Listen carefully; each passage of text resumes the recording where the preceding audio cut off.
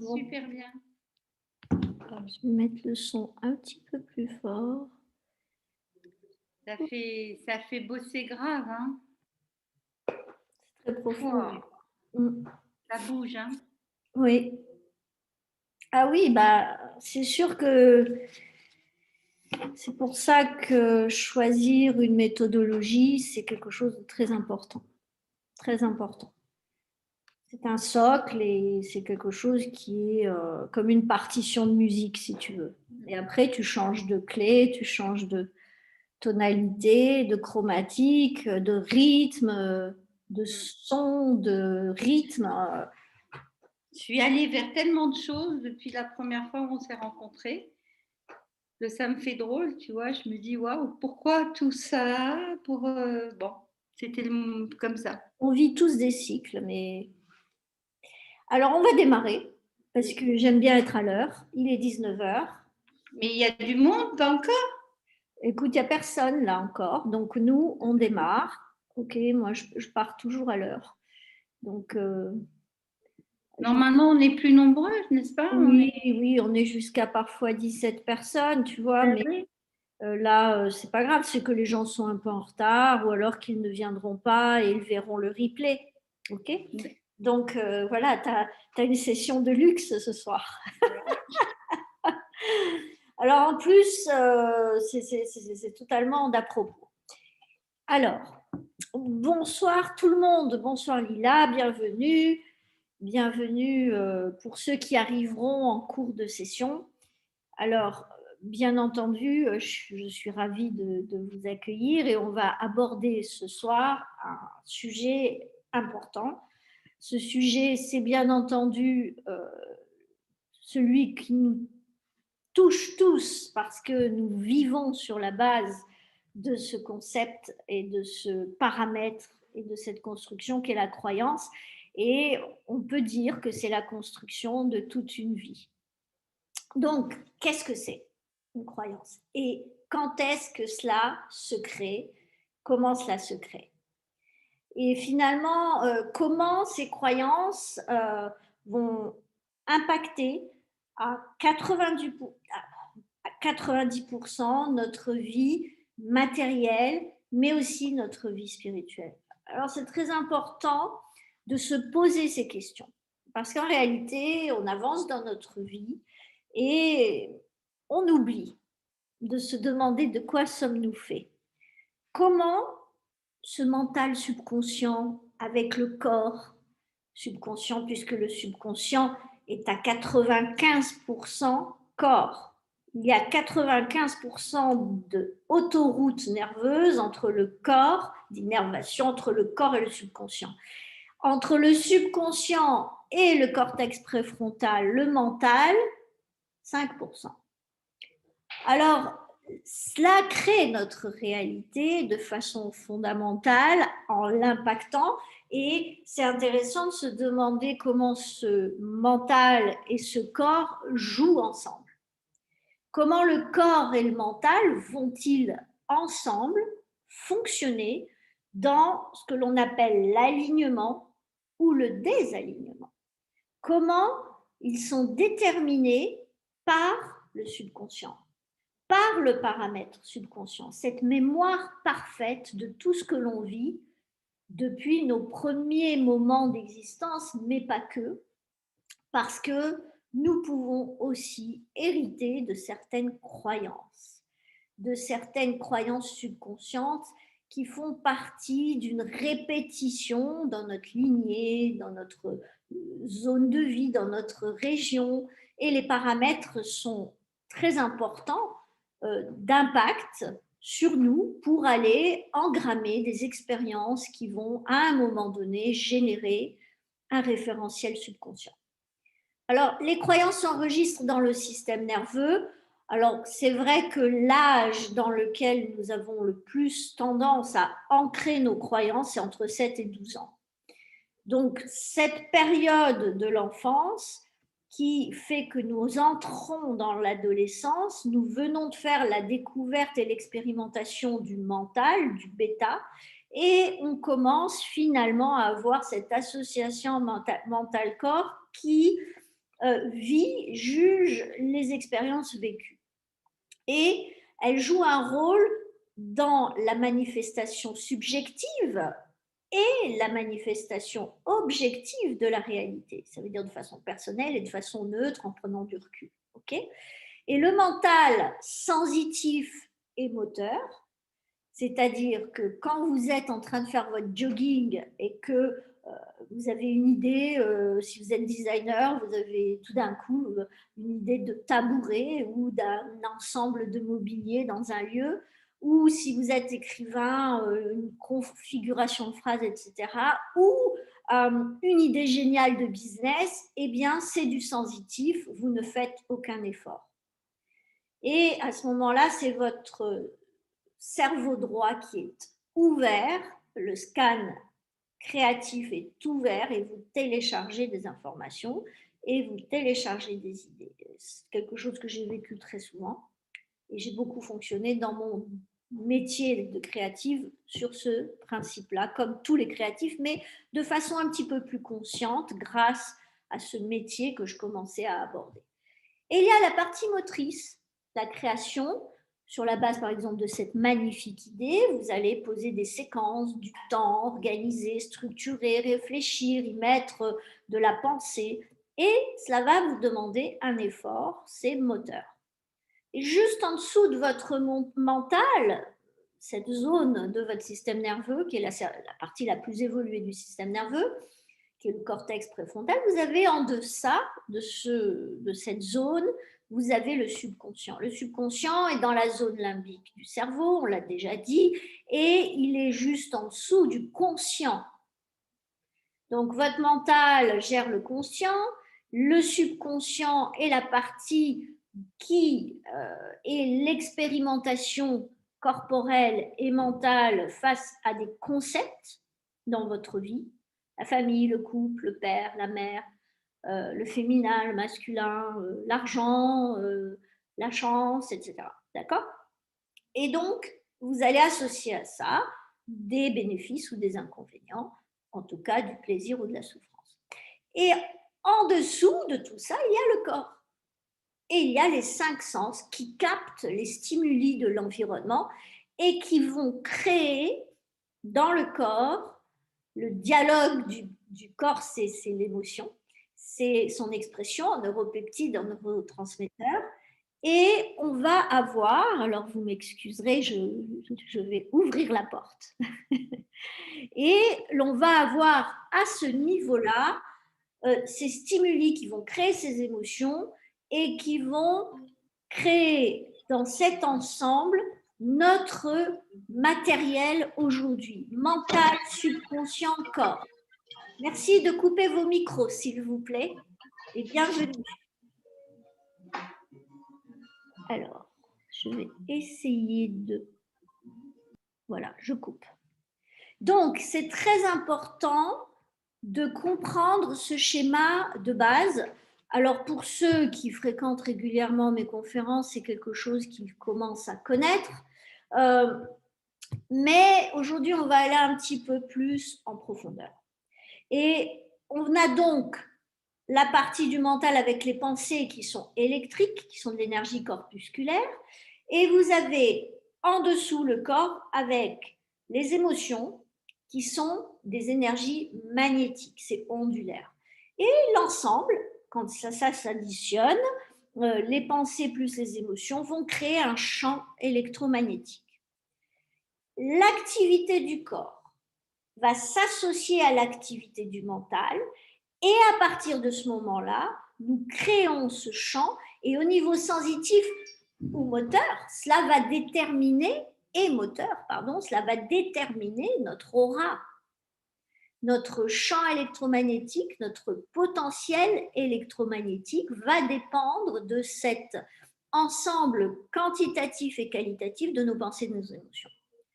Le subconscient contrôle, il intervient, il interagit, il impacte et il influence le corps à 95%. Le mental à 5%. Et donc, le mental, lui, va accéder au subconscient et aux croyances et aux paramètres et aux référentiels subconscients à 5%. Le corps, lui, il va accéder au subconscient à 95%, et il va pouvoir, pour pouvoir changer le paramétrage du subconscient, le mental, c'est très peu, 5%. Et donc, il va falloir passer par le corps à 95%. Excusez-moi, il y a quelqu'un qui a oublié son téléphone dans la salle. Donc, à l'inverse, le corps accède donc à 95% au subconscient et le subconscient accède à 95% au corps. Ça, c'est important parce que le subconscient détient les paramétrages. Et donc, ces paramétrages vont impacter le corps à 95%. Mais le corps va pouvoir accéder aux paramétrages et influencer les paramétrages à 95%. Intéressant à noter. Et cela veut dire concrètement que pour accéder et changer quelque chose au niveau subconscient, c'est évident qu'il vaut mieux passer par le corps. Alors, depuis notre naissance, lui, le subconscient, il a enregistré croyance après croyance après croyance. Elles ont une particularité, ces croyances. C'est qu'elles sont soit positives, soit négatives. Et ce sont des compositions de perception.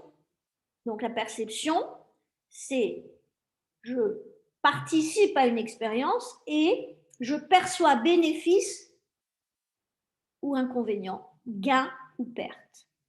Et je vais associer au niveau corporel des émotions positives ou négatives qui seront du corps. Souvenez-vous, le corps, 95% d'impact sur le subconscient. Et ces paramètres sont enregistrés à un moment T.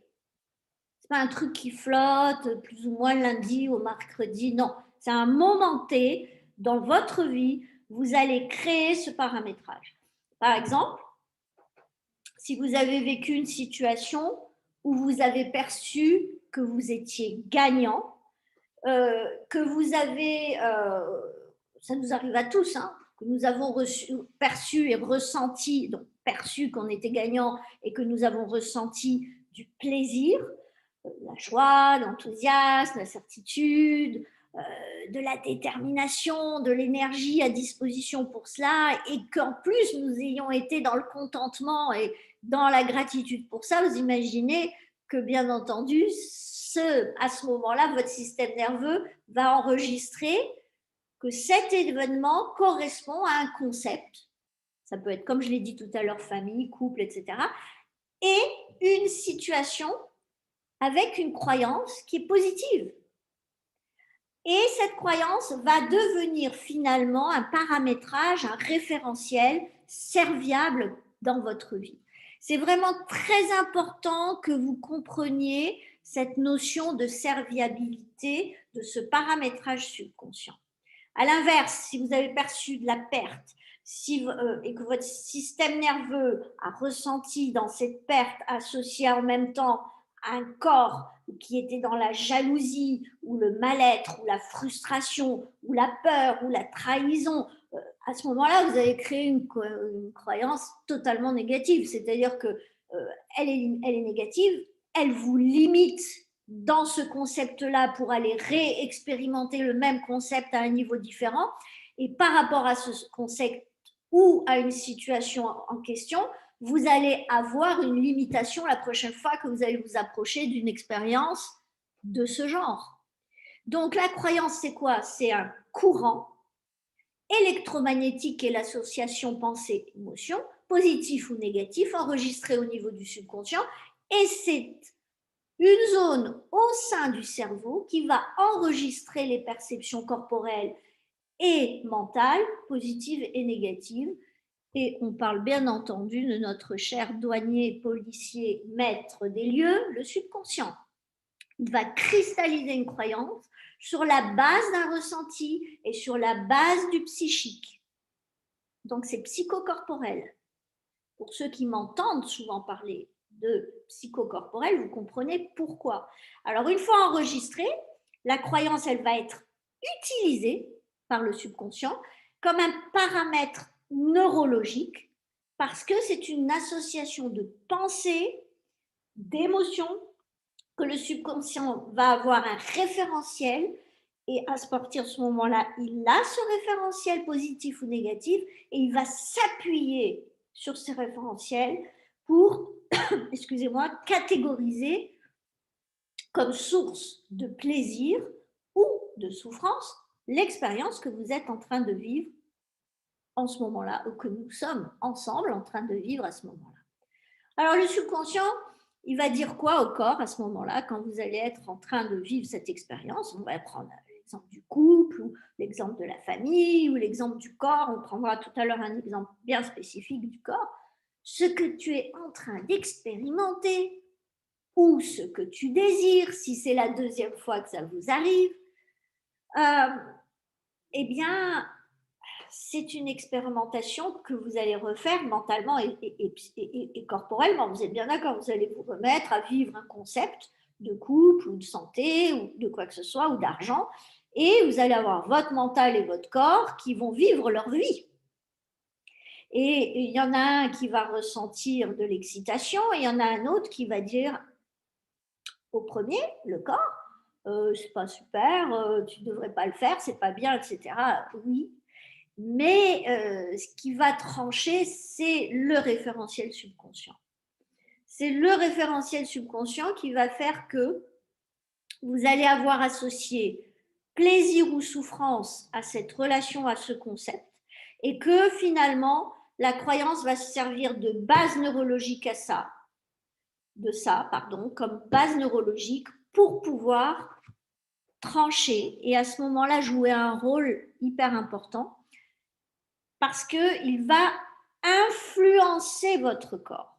Parce que tout ce que vous manifestez dans la vie, même si ça passe par le mental, finalement, c'est votre corps qui le fait. C'est votre corps qui va manifester les actions, les mouvements, l'énergie, la concentration, pour aller manifester vos visions, pour aller mener vos visions à bien. Et donc, c'est une machine absolument sublime, je le dis souvent, le subconscient. Elle est là pour vous permettre d'éviter souffrance et d'aller vers le plaisir, et donc d'éviter de souffrir. Mais c'est une machine très bête. Et le subconscient, c'est la partie instinctive en nous, c'est la partie dans notre système nerveux qui est le cerveau reptilien et qui nous permet au niveau du cerveau subconscient et reptilien de nous maintenir en vie. C'est vraiment la clé de la survie. Par contre, si vous voulez être un être inspiré, vous avez besoin de votre cerveau droit et de votre cœur. Ce n'est pas du tout le même paramétrage, ça n'est pas le même angle d'appréciation de ce que vous vivez. C'est-à-dire que vous êtes de toute façon, en tant qu'être humain, assujetti au corps et au mental. Et que pour accéder à votre cœur et accéder à votre capacité de télécharger des informations et de lâcher prise et de faire confiance et d'avoir la foi, c'est un training.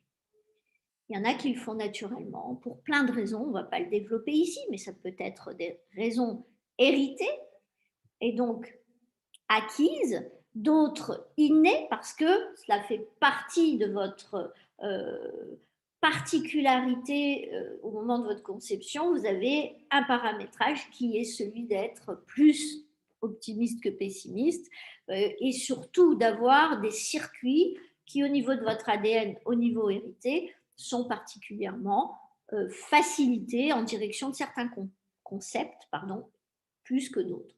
Le subconscient, lui, il a une particularité, c'est qu'il va gérer les réflexes de combat, de fuite. Et bien sûr, si vous allez dans le combat, vous allez être dans la colère et la frustration. Si vous allez fuir une situation, c'est que vous vous sentez coupable ou impuissant. Et finalement, le subconscient va être là pour enclencher cette mécanique de survie qui va vous permettre de vous battre ou de fuir. Et il va se servir d'une autre machine absolument magnifique qui est votre système neurovégétatif. C'est la partie instinctive en nous. C'est vraiment notre base de fonctionnement vital. Mais j'aimerais prendre un exemple pour vous qui est quelque chose qu'on connaît tous parce qu'on a soit des enfants, soit des amis, soit on a nous-mêmes fait l'expérience de la cigarette. Le subconscient, Si vous avez eu la première fois de votre vie à l'âge de 17 ans, comme je l'ai déjà dit plusieurs fois, vous êtes timide, etc., et vous arrivez à une soirée, vous n'osez pas engager la conversation, on vient vers vous, on vous offre une cigarette, et qu'à ce moment-là, vous vous sentez important, que vous vous sentez occuper un espace, que vous vous trouvez donc belle et non pas vilaine, et que tout d'un coup, vous sentez que quand vous aspirez la fumée, vous vous sentez comme l'autre, vous ne sentez pas de désagrément, etc. Lui, le subconscient, si vous avez vécu une expérience aussi paradisiaque la première fois, vous avez bien compris qu'il va ouvrir le robinet du corps qui a enregistré plusieurs fois d'affilée cigarette égale plaisir. Et le corps engage. Et si vous retournez une quatrième, cinquième, sixième fois dans une boum, comme on le faisait à l'époque, excusez-moi, je viens ouvrir la porte. Donc, si vous venez ouvrir cette porte d'une boum et que vous avez le corps qui ouvre sur cette scène où il y a des gens qui fument, etc., qu'est-ce qui va se passer? Vous allez vous retrouver avec une cigarette à la main sans avoir même eu le temps de penser. Et vous allez vous mettre à fumer parce que le corps va engager en direction de cigarette égale plaisir. Il va allumer la cigarette, il va se mettre à fumer en sachant avec le mental qui sait pertinemment que c'est pas bien. Mais le mental, il est avec une corde de 5% en train de tirer le subconscient pour l'impacter. Et le corps, lui, il a 95% en train de le tirer et le pousser en même temps pour aller dans le sens qui l'intéresse selon les vagues dans la soirée.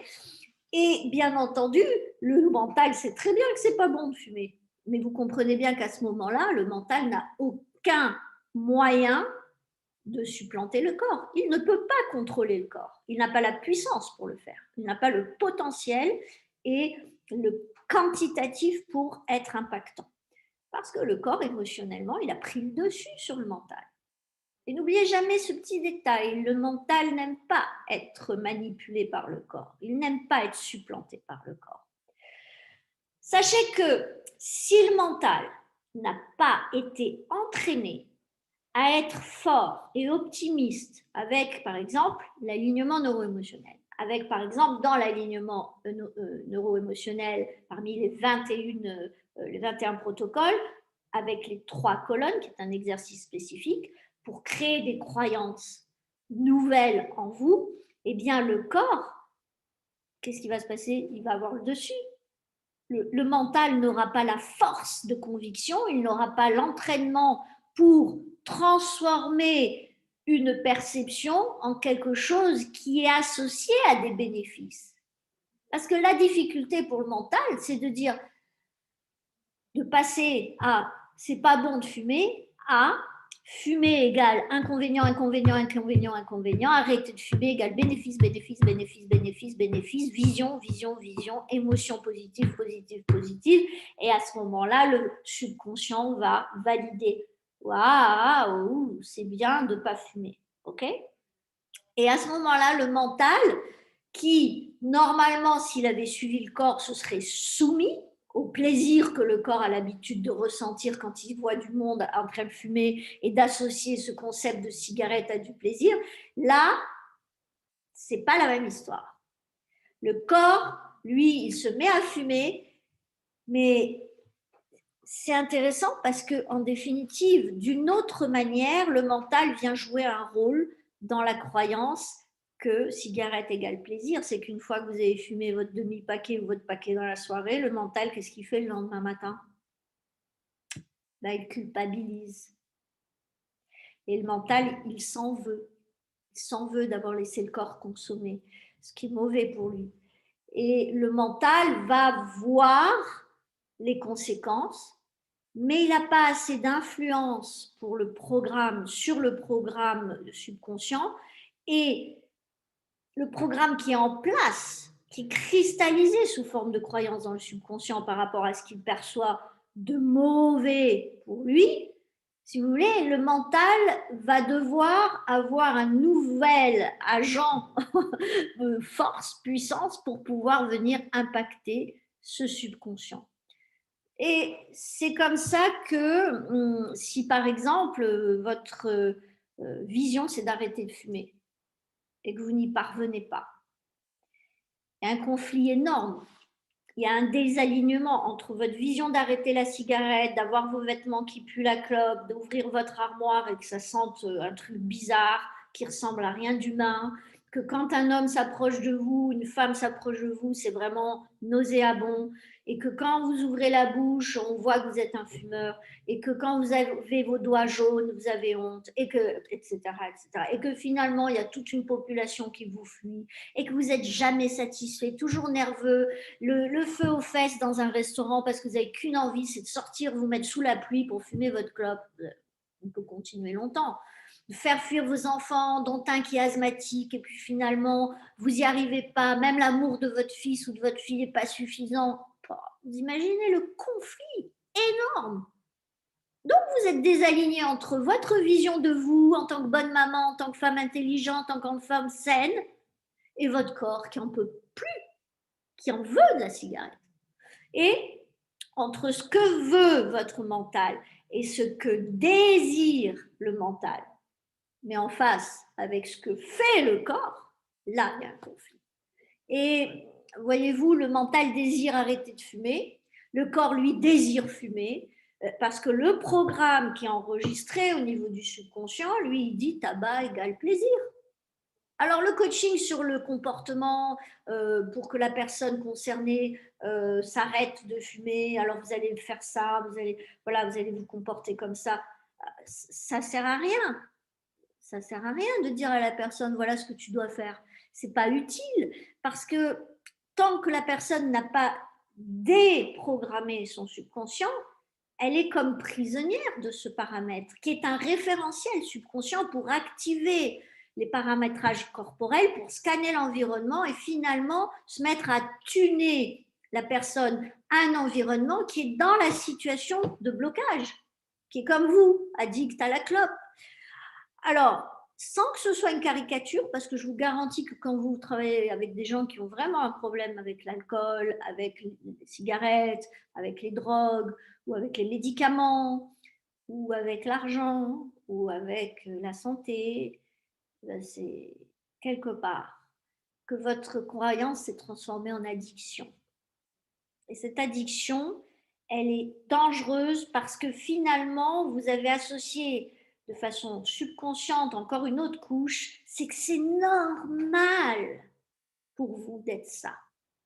Il y a une identité qui vient se cristalliser sur la femme ou l'homme pessimiste en relation de transformer ça, et vous devenez un être en colère contre vous, et quand vous fumez, vous dites écrotte, ça y est, je m'en fous, voilà, de toute façon, ça y est, qui c'est qui est là pour me voir, et vous devenez cette adolescente que vous n'avez jamais réussi à être complètement, ou que vous avez été trop profondément, et que vous n'arrivez pas à lâcher, et vous devenez comme votre ado. Et ça peut être avec tout, avec l'argent, avec le loto, avec les jeux, avec les pulsions d'achat. Et il faut arriver à inverser la croyance pour que le subconscient associe que ce soit cigarette, alcool, achat, casino, à souffrance, au lieu de plaisir. Alors dans votre vie, c'est pareil. Si vous savez que quelque chose est bénéfique et bon pour vous, bah, si vous n'arrivez pas à mettre en place les séquences pour parvenir et pour surtout vous autoriser à aboutir, c'est que vous avez une croyance.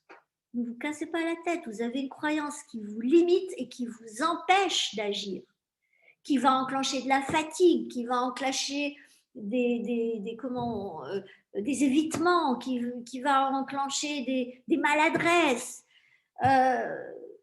Pareil, quand vous continuez à faire ce qui est mauvais pour vous et que vous continuez au lieu d'arrêter, bah, c'est parce que vous avez une croyance au niveau subconscient qui a associé arrêter l'alcool, acheter égale souffrance, égale solitude, égale ennui.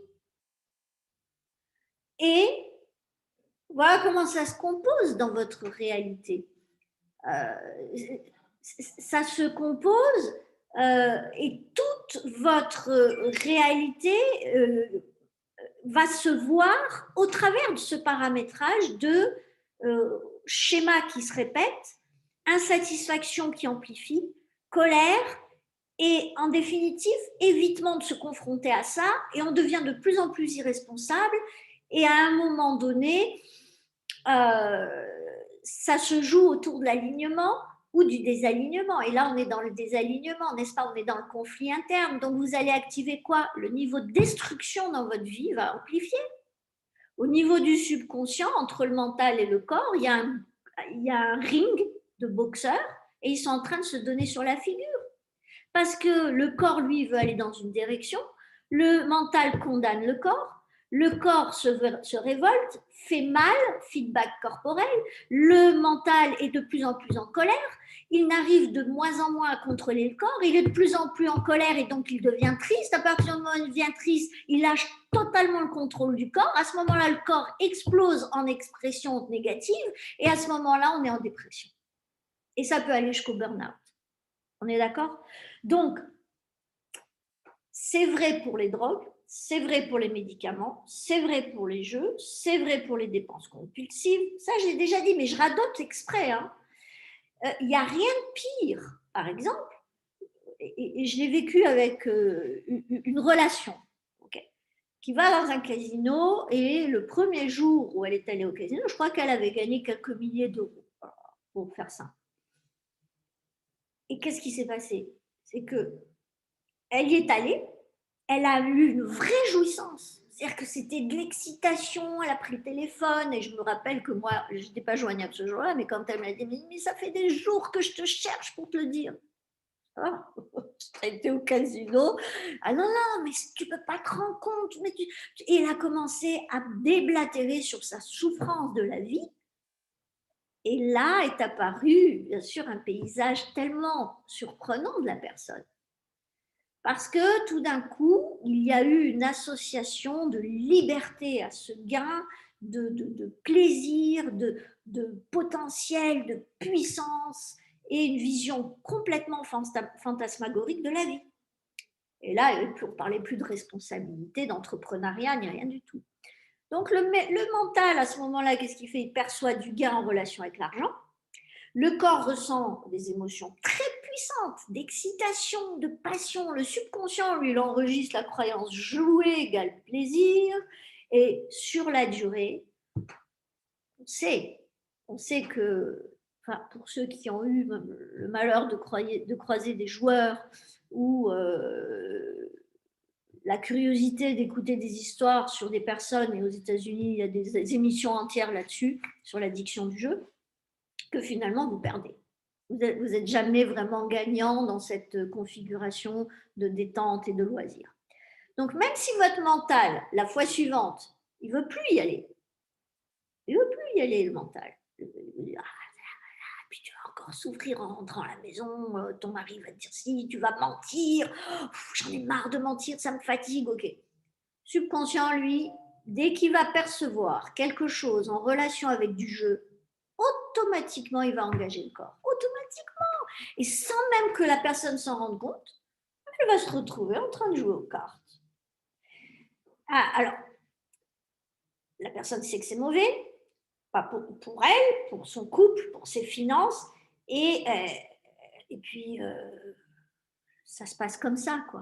Vous voyez, c'est comme une espèce d'aberration, et même moi j'ai du mal à l'exprimer parce que c'est tellement aberrant, c'est-à-dire que ça ne répond à aucune logique si ce n'est celle d'un enregistrement à un moment donné, d'une configuration, d'une expérience avec une vision de gain, une association à du plaisir. Et comme notre subconscient est plutôt bête, il ne va pas se dire ça va la ruiner, hein, ça je vous rassure. Il ne va jamais dire ça. C'est pareil avec les pulsions d'achat. Vous êtes endetté, vous devez baisser vos frais, vous devez vous donner les moyens de générer plus, de travailler peut-être de façon différente, ou de créer de la trésorerie avec des revenus passifs, etc. Puis vous passez devant une boutique et vous voyez le sac Vuitton à 40% de réduction ou 70% de réduction. À ce moment-là, vous avez une croyance au niveau subconscient qui est achat égale plaisir. Ça peut être que vous avez une sensation d'abondance, ça peut être que vous vous sentez puissante, ça peut être que vous vous sentez appartenir à la catégorie de femmes pour qui c'est une norme que d'avoir un sac Vuitton. Bon, attention, hein, je ne dis pas que j'aime les sacs Vuitton. Alors, à ce moment-là, le corps, qu'est-ce qu'il fait?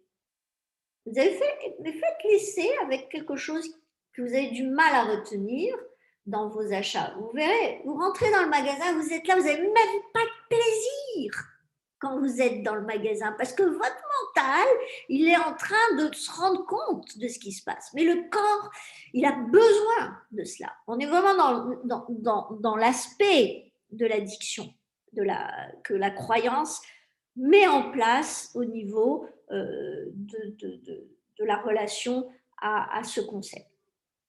Et les émotions de plaisir ont pris le dessus, ont pris les rênes du mental, et la personne va, ou moi, je vais me mettre à me consommer, et puis finalement, qu'est-ce que je vais faire? Je vais avoir des frais que je ne peux pas assumer, je vais me ruiner encore plus, et mes finances vont s'amoindrir, vont s'affaiblir. Donc, mes finances étant ma capacité à transformer, à féconder mes rêves, je vais lâcher mes rêves. À chaque fois que je vais rêver, je vais souffrir. Donc, je ne vais plus rêver. Je vais commencer à me couper de mon âme. Je vais me couper de mes besoins et de mes nécessités. Qu'est-ce que je vais faire? Je vais compenser en faisant plus pour les autres. Et on rentre dans une espèce de cycle infernal parce que j'ai quand même besoin de donner. Je ne peux pas me donner à moi, mais finalement, je vais trouver un prétexte. Alors, là, je suis sortie du cadre de la croyance, mais en réalité, je vais activer toutes les croyances qui vont venir valider que moi, ce n'est pas important, mais les autres, par contre, et puis c'est pour ça que je vais dépenser, parce qu'à ce moment-là, je me sens riche. Et ce n'est pas pour moi. C'est parce que j'ai cette addiction à ressentir et je n'ai pas mis en place les circuits pour savoir me sentir riche autrement que par ce process-là, ce référentiel, ce paramétrage neuro-émotionnel et qui est un champ électromagnétique donné. Alors, il faut comprendre que les croyances limitatives, elles contrôlent votre corps, ça c'est clair maintenant, mais les croyances positives aussi, elles ont la même puissance, elles ont même plus de bénéfices à vous le faire vivre. Et si on imagine que le premier jour où vous avez fumé votre cigarette, on revient à la cigarette, vous avez été écœuré, vous avez eu de la nausée, vous avez associé cigarette égale souffrance. Vous pouvez très bien décider aujourd'hui de prendre votre croyance et dire bah non, moi j'ai envie d'inverser ma croyance, j'ai envie d'entrer dans mon subconscient que cigarette égale plaisir. Vous pouvez le faire, c'est faisable, c'est juste que c'est pas serviable, on est bien d'accord, que ce serait une aberration pour vous et pour les autres. C'est à partir de ce moment-là que vous pouvez, avec votre méthodologie, créer la transformation d'une croyance, mais elle n'est pas faite pour créer ce genre de transformation. En suivant des séquences et des étapes bien spécifiques, et je vous les apprendrai bien entendu graduellement, vous allez pouvoir changer une croyance qui vous empêche d'aller vers vos visions. Parce que dans le passé, il y a eu à un moment donné T, un paramétrage que ça, c'est pas bon pour vous.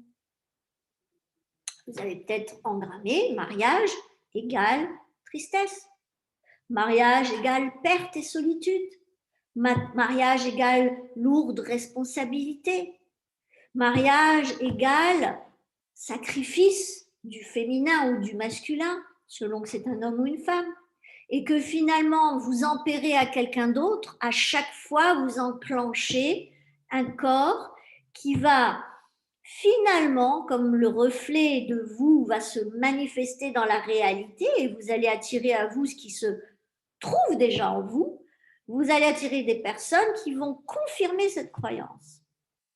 qui vont être des personnes qui vont vous amener à vous sacrifier, qui vont vous amener à vous perdre dans le couple, à vous isoler finalement et à perdre le couple finalement, parce qu'il va se désagréger et que vous allez sortir de ça exténué, épuisé. Et le changement d'une croyance est simple à faire. C'est juste qu'il faut avoir un vrai pourquoi, il faut avoir une chronicité, et qu'en accédant par le corps et par le mental au subconscient, on prend une croyance qui n'est pas serviable, on modifie progressivement les paramètres de cette croyance, et on peut rentrer dans le subconscient et on change cigarette égale souffrance, on peut mettre cigarette égale plaisir, je vous ai dit que ce n'est pas serviable, mais par contre on peut mettre couple égale partage.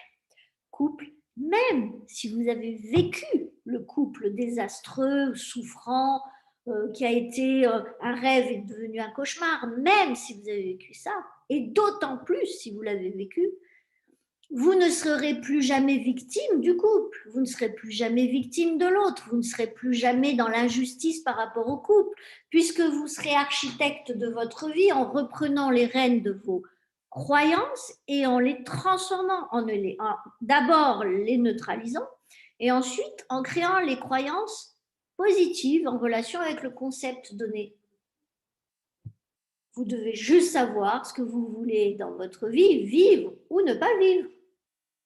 Et donc, ce qui est serviable pour vous ou ce qui ne l'est pas. C'est ça, hein, être architecte de sa vie. Donc, c'est décider ce que je veux. Donc, ça, c'est la partie facile. Et après, je vérifie que je suis alignée, que rien ne bloque, que rien, si je fais tout ce qu'il faut et que j'ai le rêve qui est nourri au niveau pensée, temps, énergie, argent, au niveau nécessaire et que ça n'arrive pas, c'est qu'il y a une croyance. Cherchez pas. C'est que vous êtes bloqué par rapport à votre subconscient sur un paramètre qui a un référentiel de concept de perte et de souffrance en relation avec cette catégorie de vie-là. Cherchez pas plus loin. Et donc, à ce moment-là, une fois que vous avez vérifié que vous êtes bloqué, que cette expérience n'arrive pas à se manifester alors que ça fait 2-3 ans que vous êtes en train de faire tout ce qu'il faut et que vous avez l'impression de tout faire, c'est que les circuits internes ne sont pas en place, subconscient. Pensée positive, c'est-à-dire optimiste en relation de vous en train de manifester ça avec le corps qui est excité. Ok ? C'est bien de le penser, mais de le vivre. Vous le vivez, vous? Quand vous voyez votre rêve, vous êtes là en train de... je connais la plupart des gens que je croise et qui sont en fréquentation avec moi. C'est rare que vous ayez des gens qui vous disent mon rêve, parce que la société nous a éduqués pour fermer notre gueule, se tenir droit, avoir les mains comme ça, et on ne va pas se mettre à halter parce qu'on est excité. Ok, on n'est pas obligé de le faire, mais on peut le faire tout seul dans son placard. C'est ce que je vous demande d'expérimenter dans votre vie pour voir ce que ça a comme conséquence sur votre projection dans le futur. Parce que la projection, elle se fait par votre mental, mais si votre corps, lui, va dans une direction différente, vous avez un conflit. Et puis, n'oubliez pas, votre subconscient, quand il va se mettre à fréquenter vous, qui avez un mental et un corps super sympa, content de jouer ensemble sur ce concept et que tout est fluide, que tout est source de plaisir, satisfaction, que c'est complètement dans la foi et la confiance que vous désirez, que vous êtes de l'amour brûlant pour ça et que vous fréquentez, votre subconscient ne fait pas la différence entre vivre ça dans la réalité matérielle et le vivre de façon interne. C'est un pétard d'avantage. Quand on écoute Joe Dispenza, qui est un spécialiste du système nerveux, il dit, mais attendez, on a l'humanité qui est en train de souffrir à cause, allez, on sait que c'est 90% dû à nos croyances limitatives, de ne pas faire confiance aux voisins, de se battre et de se chamailler, d'avoir peur de perdre et de ne pas avoir la confiance en soi. Bah, non, on ne va pas faire du discours de comptoir, mais on le sait. Mais pourquoi on ne le fait pas? Ça, c'est un autre discours. Mais, une autre interrogation, je dirais. Mais est-ce que vous comprenez que c'est absolument sacrificiel que d'avoir envie de faire quelque chose et juste parce qu'on n'y arrive pas, de continuer à faire ce qu'on ne veut pas. Il suffit de changer les circuits internes et vous verrez qu'à un moment donné, vous aurez tellement l'habitude de désirer ça et d'avoir confiance qu'à un moment donné, dans la facilité, dans la normalité, ça va se manifester parce que vous allez activer la loi d'attraction via le subconscient et vous allez manifester vos visions. Ah, bien sûr, on ne va pas regarder l'heure et se dire, bon, demain matin, c'est fait. On est quand même patient, mais demain matin, il se passera des trucs différents de ce qui s'est passé ce matin-là, ça c'est clair et net. Donc, il faut vraiment que vous compreniez ce concept-là. Alors, sachant que je peux transformer une croyance dans un sens ou dans un autre, je peux créer l'association argent égale potentiel, puissance. Pas frustration, limitation, compartimentation, réflexion, désillusion. D'accord? Alors, si dans votre famille, on a condamné l'argent, par exemple, de façon très violente, et que vous avez associé argent égale souffrance, le système nerveux, lui, il va utiliser ce référentiel. C'est hyper important que vous compreniez ça. Et votre subconscient, chaque fois que vous voudrez générer de l'argent, votre subconscient va envoyer des signaux d'alerte à votre corps disant attention, argent égale danger. Et même si avec le mental, vous avez créé des stratégies, vous avez fait des formations, vous avez eu des business, vous vous donnez du mal, vous voulez gagner plus, mais si le fonctionnement subconscient sur la base des référentiels de croyances imitatives a validé que argent ou, attention, une certaine somme, parce que peut-être que jusqu'à 2, 3, 5 000 par mois, tout va bien, mais dès que vous êtes à 200 000 ou 20 000, argent égale cupidité, argent égale soupçon, argent égale insécurité de la source de cet argent. Okay, et à ce moment-là, le subconscient il va donner l'ordre au corps de détruire ça, de ne pas engager le corps, et donc de saboter votre projet, de saboter votre potentiel, de saboter le potentiel du projet. Et donc,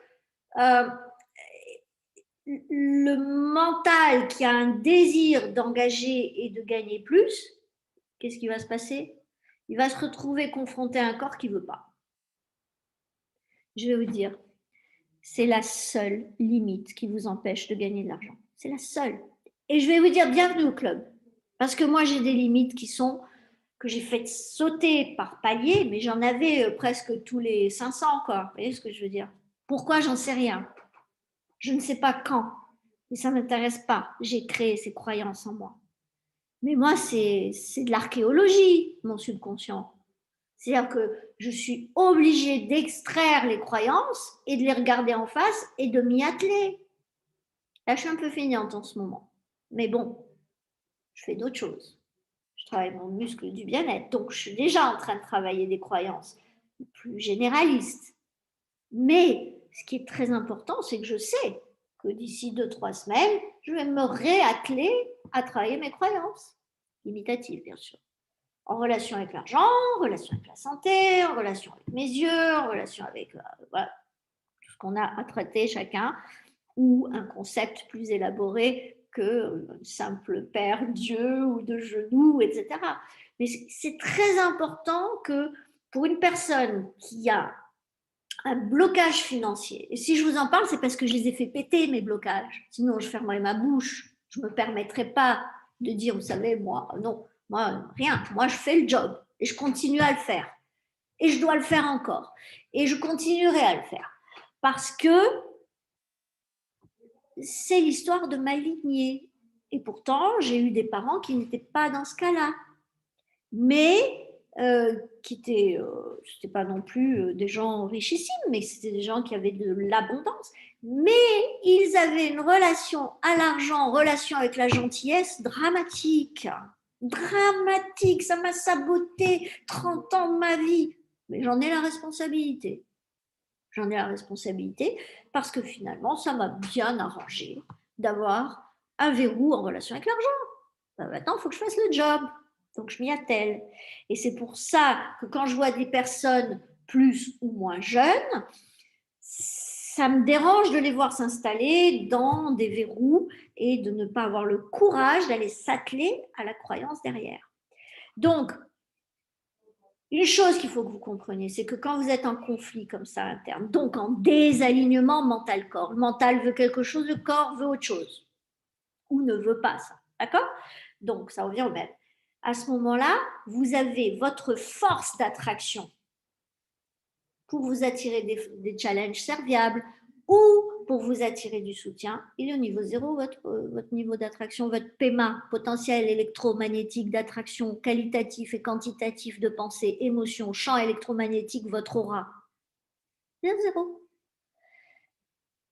C'est pas vraiment un cadeau. Alors, votre mental, il désire plus d'argent, le subconscient a validé pas bon pour vous. À ce moment-là, le conflit interne entre une part de vous qui veut plus et l'autre part de vous qui est verrouillée, d'accord? Qui verrouille le corps, qui empêche le corps d'engager dans ce sens-là. Bah, c'est un désalignement neuro-émotionnel.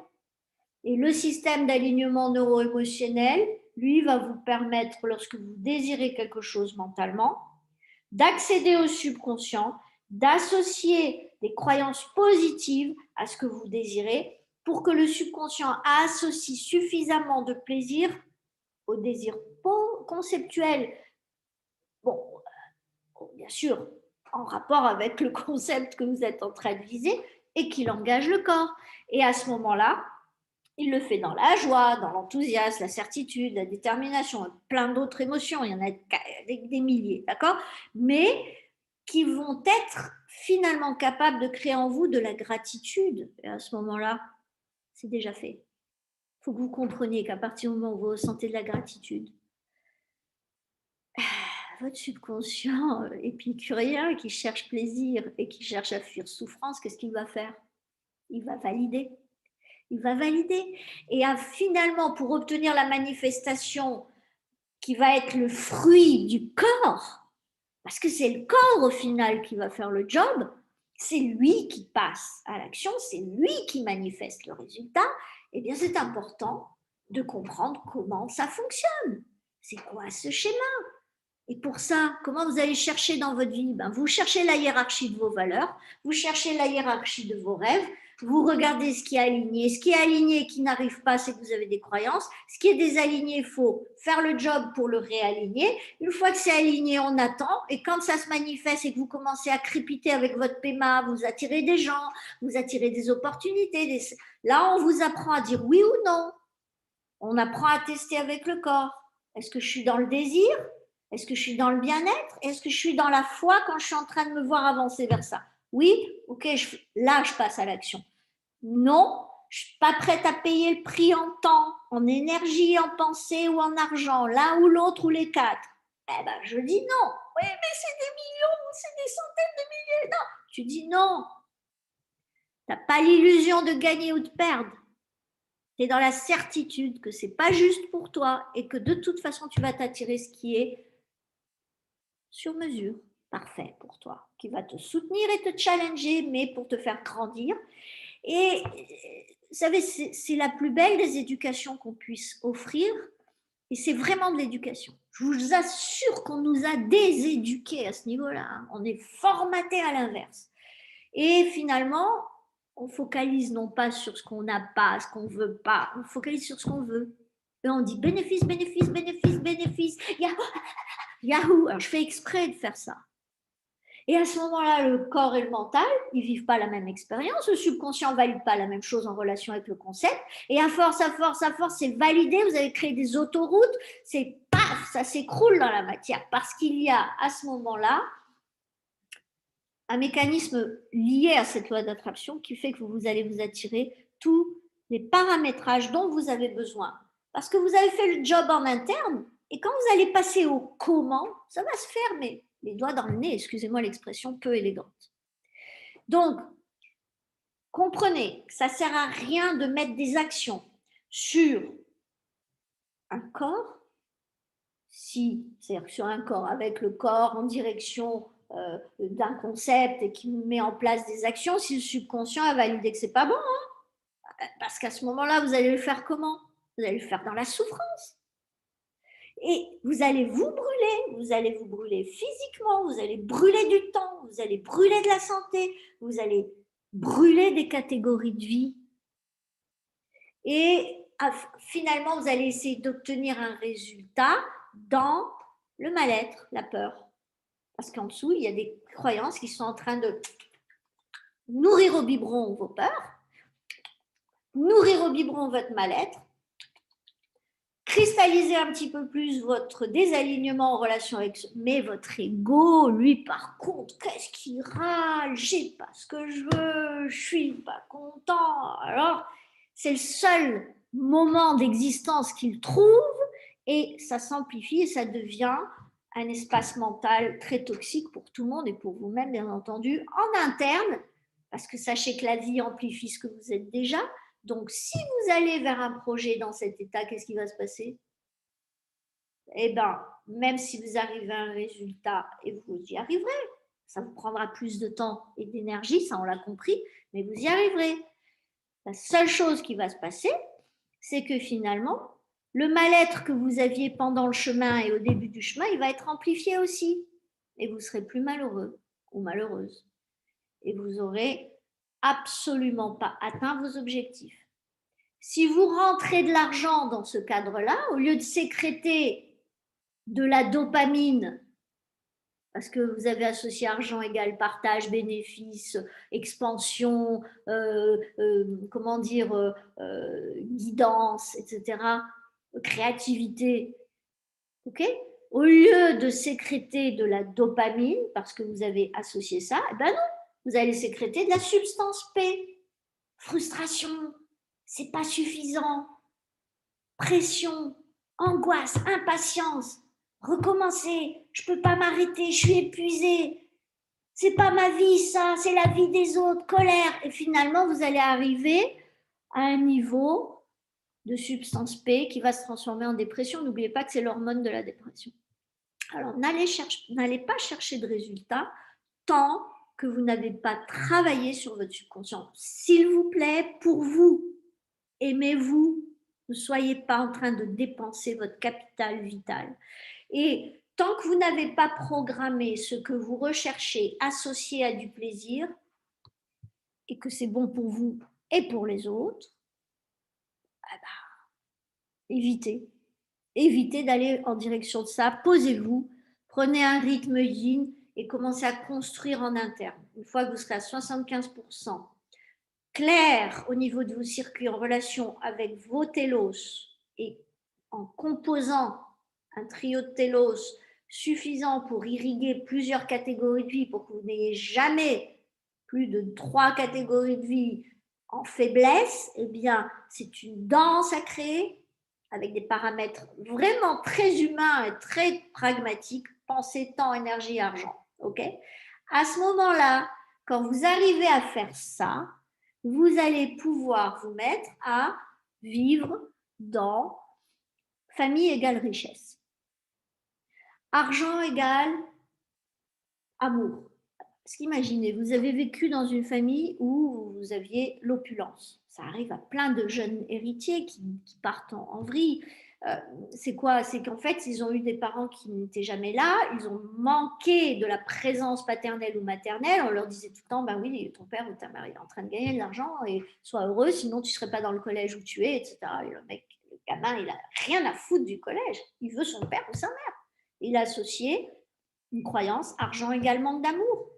Et finalement, à un moment donné, il va chercher de l'amour dans quoi? Pas dans ce qu'il veut, puisque ce qu'il veut, il ne l'obtient pas. Il va aller chercher de l'amour ailleurs, mais comme il ne veut pas voir que ce n'est pas ce qu'il veut, il va se calmer pour ça. Et là, il va se sentir important, puissant. Et finalement, ça ne l'amène pas à évoluer en potentiel d'aimer, de se sentir digne, d'aimer et d'être aimé. Et puis, il peut aller jusqu'au suicide. Donc, décidez. Il faut que vous décidiez quel type de croyance vous voulez garder dans votre vie, quel type de croyance vous voulez neutraliser pour être architecte dans votre vie. Alors, c'est un terme qu'emploie Mani et Sam pour qui sont les créateurs de la méthodologie, mais c'est un terme, on pourrait dire générique. Créer la structure, le socle, et voyez, visualisez, c'est ce que moi je fais en coaching privé. On fait un télos graphique, on fait un organigramme dans la matière, et ensuite on fait un télos dynamique sur le court, moyen, long terme. Et je vous garantis, quand vous travaillez pendant un an les circuits de votre molécule, des 3 télos les plus importants, avec chaque radiation sur chaque catégorie de vie, ça bouge. Mais bien sûr que ça bouge. Votre vie change, votre paramétrage d'émission de champ est différent. Vous n'attirez pas les mêmes choses, ni les mêmes personnes, ni les mêmes opportunités. Et donc, vous allez programmer votre subconscient pour qu'il valide plaisir en relation avec n'importe quelle station radio financière, par exemple. Et à ce moment-là, ce gamin, on le prend et on lui dit musique, argent égale musique, argent égale célébrité, argent égale amour par milliers, ou argent égale potentiel de repli, argent égale capacité à voir tes parents, argent égale je suis aimée, je peux aimer les gens que je désire aimer. Bien entendu qu'au bout de X répétitions chronicité au niveau subconscient, cette croyance va se cristalliser, les connexions synaptiques et neuronales sont en place, ça devient son addiction. C'est-à-dire que son système est addict à ça. Et à partir de ce moment-là, c'est validé comme étant normal qu'il soit cette personne-là. Et à ce moment-là, il l'incarne. Et comme il l'incarne, il l'attire, il s'attire, mais surtout, il commence à l'exprimer en plus. Et on n'est plus dans le comportement, là, on est dans la personnalité, identité, dans les différentes catégories de vie du gamin qui changent. À l'école, moi, je l'ai vécu. J'ai eu la chance, pendant 1 an et demi, de coacher toute une famille l'année dernière. La famille a complètement transformé. D'ailleurs, ils m'ont promis de me faire un très beau compte-rendu de leur expérience, témoignage, parce que c'était impressionnant.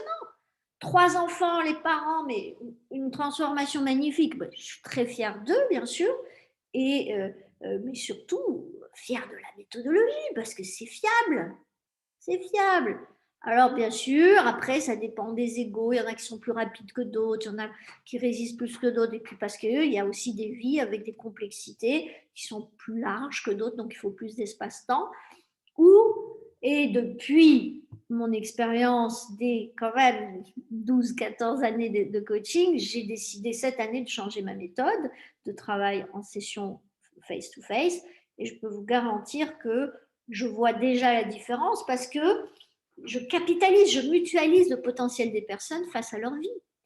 Et je suis passée d'hyperfocalisation à un traitement plus large de la vie des gens. Je me mets à leur place et je me suis dit, c'est quoi le besoin? Le besoin, les gens ont besoin de se sentir en train de gérer les croyances majeures dans leur vie qui leur permet de ressortir du confort sur un plus large spectre possible. Donc, que vous ayez un enfant ou que vous ayez des personnes adultes qui sont en souffrance ou en soutien via des croyances positives, à un moment donné, l'accompagnement, il est tout à fait différent, mais il est tout aussi intéressant parce qu'une fois que vous avez les croyances positives, il faut savoir les structurer dans la matière. Et il faut savoir injecter ça sous forme de court, moyen, long terme. Et c'est quelque chose qui est passionnant, l'humain, parce que quand on se rend compte qu'on est onde, qu'on est énergie et qu'on est quelque chose de complètement conceptuel, on est un plein potentiel. Et en fait, ce sont nos paramétrages subconscients qui nous autorisent ou pas d'y aller.